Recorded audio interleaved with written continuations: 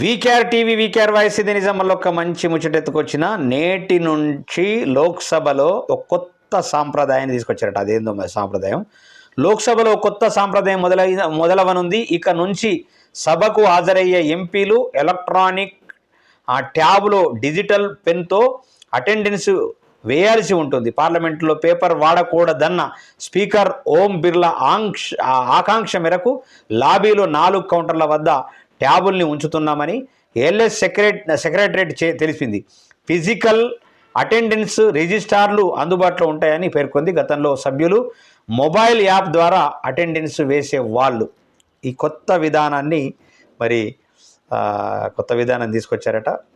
మరి ఆ విధానం ఎట్లా ఉంటుందో చూడాలా. మరి ఎంపీలంతా కూడా ఎలక్ట్రానిక్ ట్యాబ్లో డిజిటల్ పెన్తో మాత్రమే అటెండెన్స్ వేయాలట. అలాంటిది కొత్త విధానం.